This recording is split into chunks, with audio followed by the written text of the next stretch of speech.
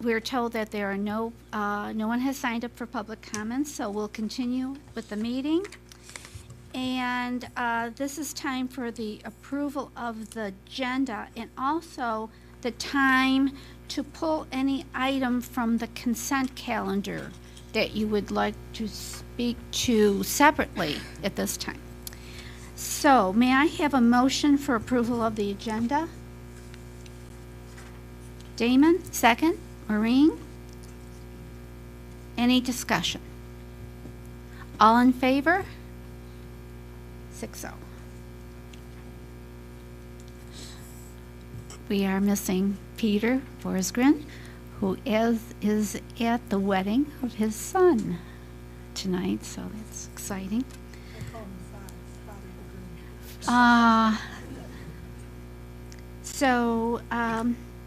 I do not have a presentation or a report, so we'll go on to our student advisor, Sydney Barrett.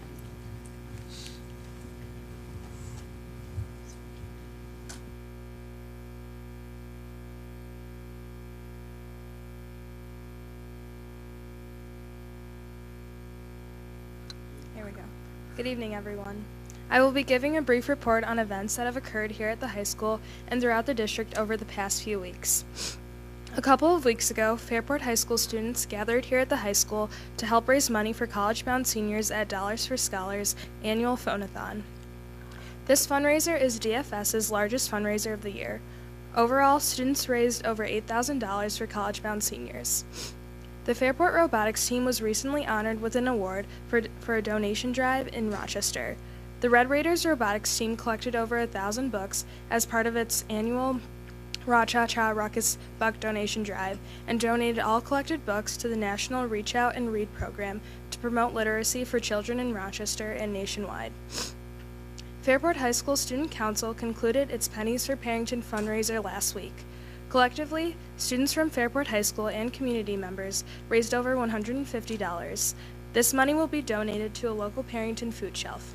Upcoming student council members will be participating in the Pennies for Patients fundraiser. This money donated will go towards research needed to be done to make progress towards finding a cure for cancer.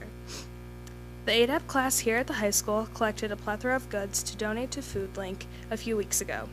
Additionally, high school staff recently participated in a dress-down day to benefit the Pirate Toy Fund. Lastly, in November, a few members of Fairport High School's Demonstrate Racial Equality for All Mankind Club, also known as DREAM, went to the first race summit of the year hosted by Greece Athena. Discussions ranged from labels, stereotypes, and justice issues. At the end of the summit, students discussed future plans of actions to carry out at their school and districts. Fairport students will be holding a Friday forum sometime in January to discuss the hashtag #IamMore campaign and hold discussions on race and justice issues. I hope all of you are able to make it to that Friday forum. I hope everyone enjoys the upcoming holidays. Stay safe and warm. Thank you. Thank you, Sydney. It was great. Superintendent's report. Good evening. Thank you, Sydney. You know, I have a number of things I could say here, and I'm going to not read it verbatim when I don't have to, but I just need to say that, you know, this is our final board meeting officially of the year. And, you know, as you do anything, you know, when you're coming in cycles or ending years, as we start a new year, you do a lot of reflecting, and I couldn't help but, first of all, acknowledge the fact that our students are our greatest joy, and they show us every single day why we are proud of them and why we create programs and why we have board meetings and workshops and meetings with our administrative teams and councils, and it's because of them. And we want to make sure that we give them every single opportunity to be successful. And that's played out in so many ways throughout the year. So our greatest joy is our students. But if I take that a step further and I look at our district goals that have been created, you know, the first one that comes to my mind are the idea of this concept of fiscal responsibility, and the board has made it a priority as a district goal to make sure that we're being fiscally responsible. And And in the past year, we've been taking a look at, in this era of the tax cap and unrealized funding from New York State, one of their goals is to understand the budget and each one of the buckets, if you will, and how we're spending our dollars, and finding efficiencies at every level of the organization, and making sure that we're creating a budget that meets the social emotional needs of our students. I think about the long-term facilities planning and conversations that we've been having about needing a plan that brings people in to understand our facilities and our classroom utilization, and really get behind some long-term planning. I think about the technology plan that I've been asked to really, again, put a 5-year projection, and I think that's just being fiscally sound. And as I reflect upon the year, I can't help but be proud of some of the things that we're doing to move towards those goals. I'm also extremely proud of the fact of how we're taking a look at our curriculum and instruction. For the first time in years, we're really trying to put a lot of coherence, a lot of vertical articulation, K-12, pre-K-12, so we have a program that is developmentally appropriate. I look at play-based learning. I'm starting to get people coming up to me on the streets and asking me about what we are doing, what are we doing in play-based learning, and what are the things that we're learning. And I'm looking forward to growing in play-based learning, and I love the work that's happening from Cass Wheeler and her team, and how they're trying to develop that and provide the appropriate professional development so we can continue to grow in that journey of play-based learning. And we're starting to see it in the other grade levels. We're seeing STEAM labs. Teachers are asking questions of how can we have students engage fully in the educational experience, and that's sort of a shift, and it speaks to the goal. I would also look at our robust elective program here at FHS, performing arts, and we have 16 16 art offerings and 24 music offerings in Fairport. And I think that speaks to our commitment to the arts. And I know that we're trying to get to a performance here tonight. So we have 12 offerings in business, 21 offerings in technology, 23 science offerings, 24 math, 23 ELA, and 23 social studies. Again, our commitment to developmentally responsive and appropriate whole child programming is alive and well in these offerings. We have EMCC, which is Eastern Monroe County Career Center. 80 students are taking advantage of a program that meets their needs. We have 2 middle schools, and I really want to get that middle schools to watch rubric in front of the Board of Education at some time, because I know that you would really be proud of our middle schools if you saw how the rubric measures up to social equity, developmentally appropriate programming for middle school students, and the structure and organization is truly whole-centered. We have 2 schools who've been recognized as schools to watch. I'm proud of connections, equity, and access. That's another Board of Education goal that we have. The commitment to assets. We have PBIS, Positive Behavioral Intervention Services. Again, talking about how we can connect students to their environment. Star Summer School is another way that it's being played out to achieve that goal. We have a Title I liaison, one of the only schools in Monroe County that have a Title I liaison, somebody who takes a population that we know that needs access, a population that we know that we need to strive and advocate for their equity. We're bringing that to life here. I'm Not a Racist is coming, I'm Not a Racist, Am I, is coming back to Fairport in a partnership with Penfield and Pittsford and West Irondequoit. We're going to have 4 showings in our community in January. The dates will be coming forward. Hundreds of clubs, I mean literally hundreds of clubs, K-12, again, to support this goal.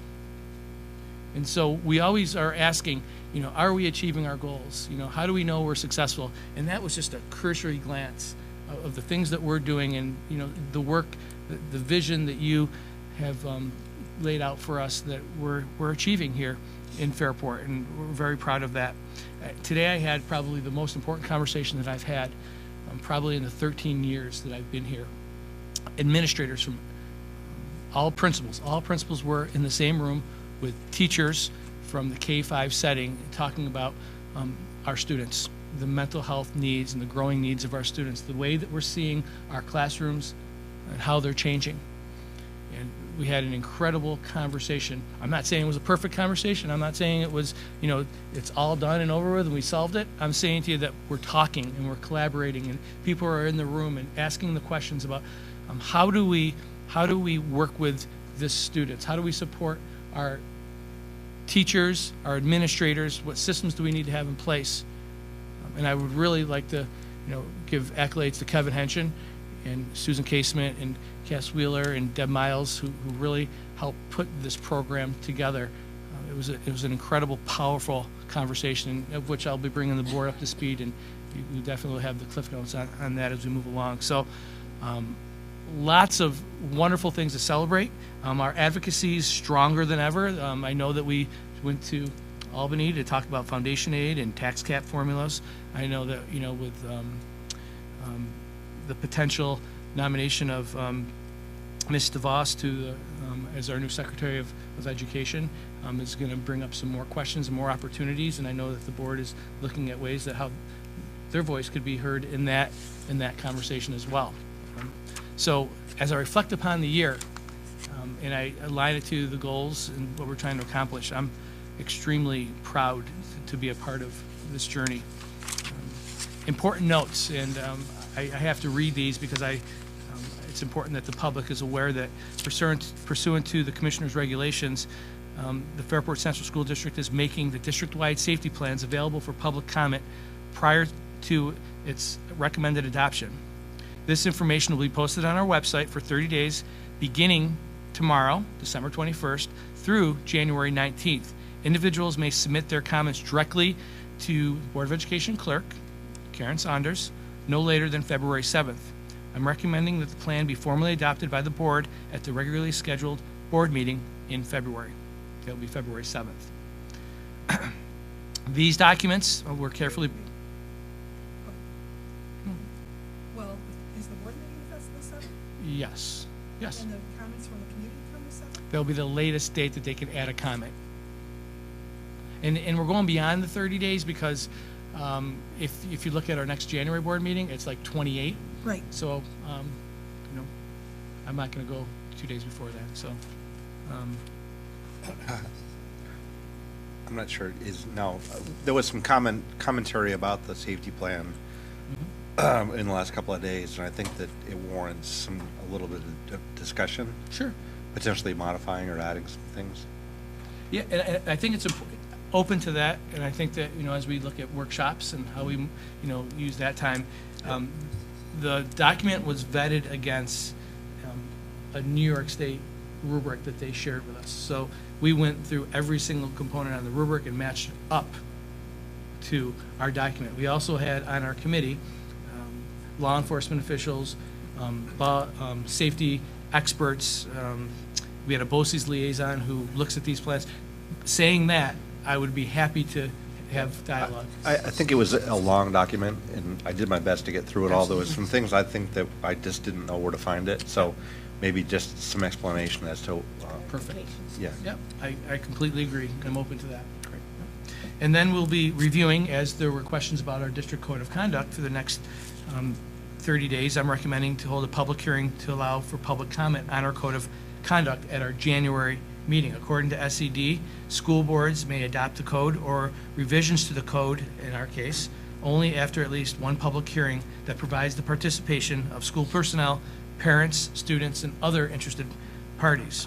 Districts must then file the code of conduct and any revisions with the Commissioner of Education within 30 days after its public hearing. So the official public hearing is when? January. That will be the January Business meeting. Correct. Yep. And in that same vein, I've been gathering and collating your questions. I'm doing some research, and then I'll respond to those questions. And again, we can have that in a workshop session as well, because they're good questions. So, yeah. So with that, I'm wishing everyone a happy holiday season, and we'll see everyone out there next year. Thank you, Brad. Thanks, Brett. Matt, Treasurer's Report? Okay, good evening. The Treasurer's Report for this month is for the month ending October 2016. We had a beginning balance of $42.7 million, total receipts of $47.1 million, disbursements of $7.98 million for an ending cash balance of $81.87 million. If you compare to last year, disbursements are slightly off because we issue the public library their funds. It was done November this year, October last year. We have to turn the funds over to the library because we collect the taxes on their behalf. So that's the main item on disbursements. So, thank you. And happy holidays. Thanks. Approval of the consent calendar. This is done under one motion, no discussion. May I have a motion, please? Marty? Second? Joyce? All in favor? 6-0? I just, All in favor? well, you move so fast. I just had a commentary about the donations. I mean, this is some pretty generous. I noticed John Welsh Leasing donated quite a bit of Five auto cars, 5 trucks. to the, There was a lot of auto. yeah, so I think that's great. I mean, I'm sure that's very appreciated. So I just wanted to point that out, that there's a lot of items here that was donated. It's worth noting. It is. Yeah, thanks. Next is personnel actions. And may I have a motion on that, please? Marcy? Second? Marty? Discussion? Always a question on what it means when we're working toward New York State certification, and I've got that down, what that means. My question is really not this particular group, but how are we doing for the people we've previously approved? How are they making it through their certification? Are they making progress? What do we see on that line? I always ask, so what's happening in the area of working toward? So there's my always question. So, little background, and then I'm going to answer your question. But you may recall this summer the Board of Regents adopted some emergency regulations that allowed our substitutes, those who are working towards certification, to start, before it was a 40-day per year maximum, and they extended that by that emergency regulation for this school year to 90 school days. That means the new policies we're going to look at later? Nope, that was just an emergency That was- Board okay. of Regents I action. knew I read that somewhere. In order to qualify as a student who's enrolled in a program working towards certification, you're required to take 6 credit hours at a higher education institution. And so we do track and maintain that to be sure that each semester we're seeing at least 6 credit hours that you're enrolled in. I will tell you, having reviewed the data, that I am seeing more than the 6 credit hours. Most of them are carrying a full load and tend to try and schedule it so they can substitute for us by taking night classes or by scheduling their classes on Monday, Wednesday, Friday, those kinds of things. So we do track to be sure that we're continuing to work towards certification. Okay, thank you. Anything else? All in favor?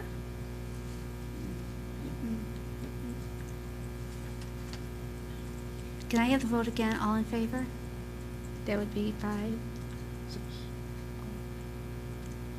Oh, I'm sorry. I It'll be recused 5. myself. Yeah, I forgot about this one section. So, yeah, I'll pass on this one. Okay, next part is non-instructional and civil service staff actions. There's a couple pages of those. And I missed.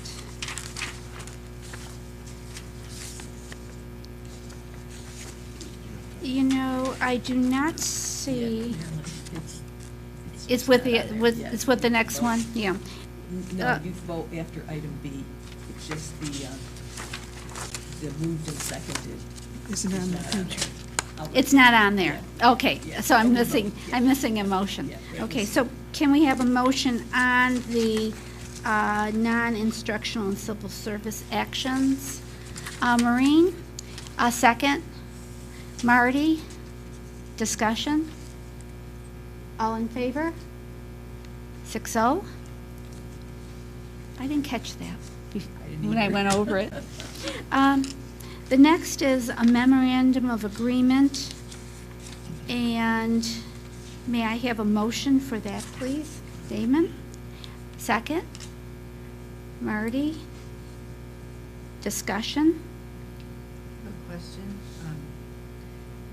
What exactly is this saying that is Deb taking on more than, It's, you know what, I'm just trying to understand how this affects her schedule. so it's an addition in her schedule, so since it's outside of what the contract states, we have to get the MOA for her to be approved to be paid for that additional section. So she's teaching one extra section. Okay, and is this something that she volunteers for, or is this something we ask of her? She actually, again, volunteered for this, after we canvassed that particular position that was a point two, was really hard to fill. So after newspapers, after canvassing networks, we reached out, collaborated with the FEA, and we were fortunate enough to have this particular teacher, Mrs. Buckley, volunteer and come forward. So so since that happened, now we needed to do the MOA for the contract. And I'm sorry, one last question. Is point two equal like one class or something like that? Correct, one class, Okay, yes. thank you. Yep, good question, yep. Take that for granted, so thank you for clarifying. And thank you to Deborah Buckley for standing up to the plate and helping the district and the students. All in favor? 6-0. We have first readings on board policies. May I have a motion, please? Marcy? Am I second? Joyce? Discussion? So I did have a question about the rights of non-custodial parents. The last paragraph states that the district will not release students to the non-custodial parent without the custodial parent's consent. It's the parent's responsibility to inform the district if and when the child may be released to individuals other than custodial parents in a form acceptable to the district. My only comment was, it's the parent's responsibility to inform the district of the custodial, non-custodial parent arrangement in the first place, right? Is that implied, or should that be spelled out here? I mean, how is the district, if there's a separation or divorce, the district's not necessarily going to know the... There's student information sheets that are completed, and in those student information sheets, there's opportunities for us to have that dialogue. Okay, but what if something happens in mid-year? Is that student sheet updated mid-year if the family situation changes? You know, being in the buildings and seeing how this fluidly works, we do have a good beat on that. You know, that doesn't mean that there aren't times when, you know, we have to double check or get confirmation. Right. But that's why we do have all the incredible mental health and social workers, Okay. counselors. So we have systems in place if there are family situations or dynamics that change. They usually do, they're usually right on top of it. This is just our way to speak to parents, to communicate with parents, to let them know that if they're not part of the agreements, it's their responsibility to get it to us. But does it say that here? And I'm only thinking from a legal perspective, Mhm. Brett, maybe I don't need to, but I think that if I'm a parent and then I look at the policies and say, well, the school shouldn't be releasing my child to the non-custodial parent, but I've never clarified with the district, do we need to clarify responsibilities in that case, or is that just something I don't need to worry about? I don't think it's, you know, as we're going through the, you know, the multiple different readings or iterations, that could be something that, you know, we could look at where that would fit in. It wasn't the counsel that we received from the Genesee Valley's BOCES, but that doesn't mean that we can't add it if we see that, you know, there's a place for that to naturally flow into. That's good feedback, yeah. It seems fair. Just, yeah, Yeah, we can only do what we know. I agree. So- Thank you. All in favor? Are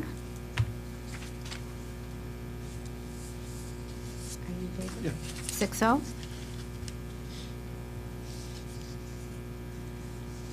Okay, cooperative participation agreement for the dental plan administration. May I have a motion, please? Damon, second. Joyce? Discussion? All in favor? 6-0. District-wide space utilization study. May I have a motion, please? Mercy. Second? Marty. Discussion?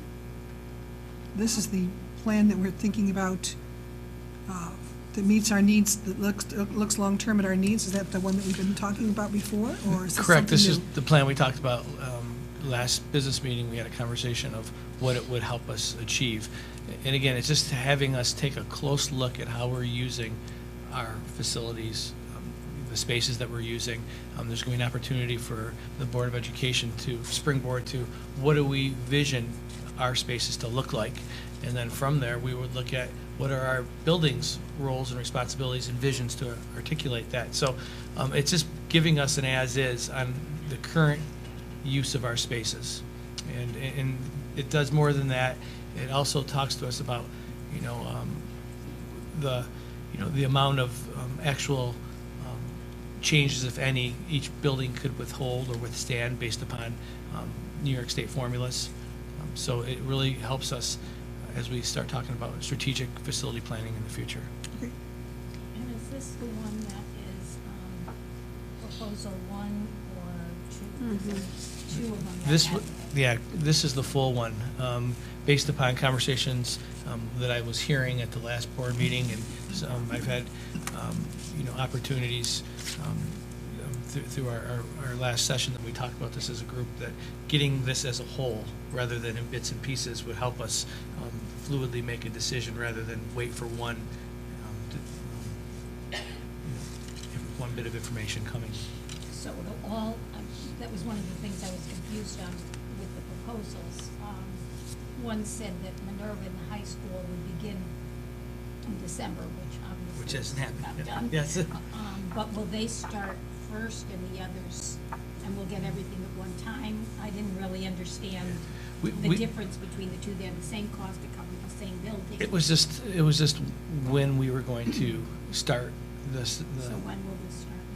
We would, if this does get approved, then we would get on the calendars and start scheduling opportunities to meet with our principals. And we do anticipate by January of next year, this to completely be done. So we'll be using, the time between now and throughout the summer to collate, give updates and reports on what we're learning from the study, tie in our vision, and then they will help us based upon our vision, talk about what our needs are. So it would start, if this would be approved. So January 18. 18. Yeah, I mean. 2018. Well, the actual And- culmination of all the plans would start, January 18th, but starting the actual work on this and the reports that you would be receiving would be immediately. I must tell you, just for a laugh, when I first read it, I read it as the wide space, not the district wide, but the district The wide space. And I said, Where is that? my wide mind just space? went to a whole bunch of different places you don't want to know about, Well, it's going to be an as opposed to the opportunity narrow spaces. for us to really, we've talked a lot about planning. We've talked about the interest and need of having a strategic plan and being thoughtful. And instead of like a lot of I think statements, this is going to give us I real know. strong facts and data on where we are as a district. Yeah, I think it's great. Combine this with the 5-year technology plan, capital plan is going to help us make sure we're investing in the right places. It's good. And what I liked about this usage plan is that it also factors in the human element, right? The goals and vision we have at every building level, so every administrator is going to be a part of this as far as inputs. So it's not just a binary data point. It's going to include the goals for each building. And I know that the board has expressed, periodic updates and reviews, just so they don't see it, and its end product.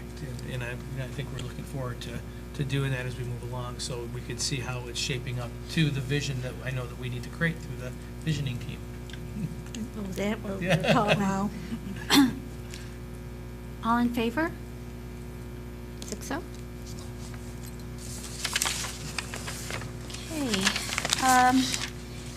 we have an anticipated executive session with employment matters for particular and for group, a group, and employment status of an employee. We do not oh, I forgot the board comments. Saying. I'm sorry. So just say, go ahead. I just have board questions, actually. I was going to ask Joyce for an update on the Albany trip. How'd that go? It went as it always does. You never know what will come of it. You know, we said what we needed to say. The regents, of course, have come back asking for, you know, more money than the governor is likely to put into his. And the big thing was everybody that we spoke with kept telling us, you know, you really do need to keep this up. You need to keep coming back. And we will. We do, and we'll do that again before the budget is voted on. We'll do the two-day trip. Yep, okay. Was there any discussion about gap elimination refunds, if you will? Well, they- Phasing in? They really want us. Joyce, can you put your microphone there? I'm sorry. They really want us to be grateful that they, Yeah, be as they grateful. put it, they gave us it back. The way I put it is, they stopped taking it from us. Yeah. You know, so Right. they really, that was the big thing they boasted. And that what they got- gave back, they claimed as being this new Excess. money Mhm. that they gave us, but it was paying us back for 1 year. Yeah. There's not much to go after, because I think that is a done deal.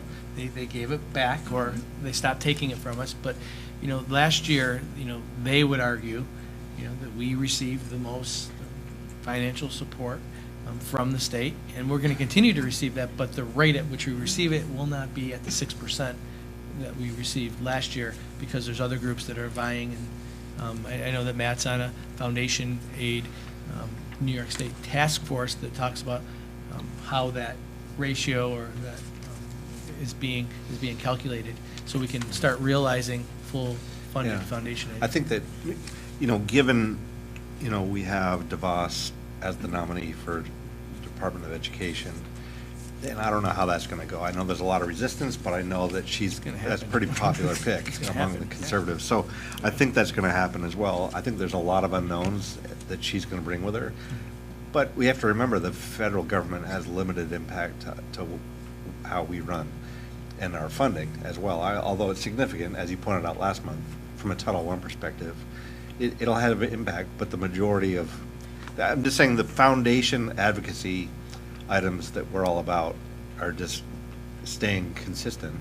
The external factors are going to change, but we have to keep on advocating for foundation aid, increased aid, you know, reduction of unfunded mandates. Tax cap. Whole child tax cap, whole child curriculum, mental health of our Resisting students. vouchers. Right, Which are like. right. That'll be a new thing, right? So Say I, that again? Resisting vouchers. right, using public money, right, for school choice. So I think that it'll change a little bit on the periphery, but I think the foundation will stay the same. My last question was around the capital projects that were up at vote for Webster and Colony. Okay. Does anybody know if they passed? I know the Webster one passed resoundingly. I'm not sure about the one in, did it? Colony. It went down, did not get approved. They had a very strong group of people against it Okay. that were Didn't putting know that. infant flyers out to the community, because I talked to somebody in that area. Okay.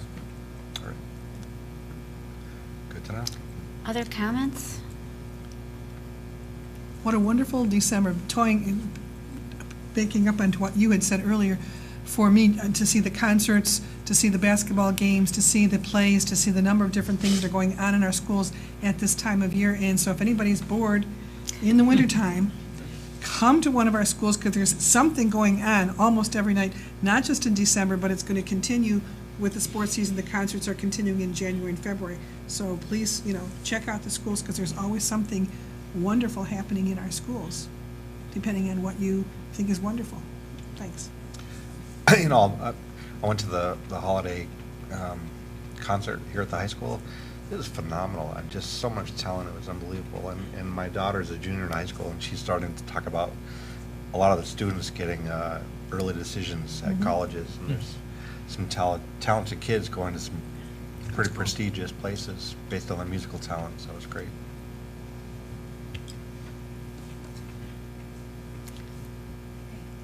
So, back to the executive session.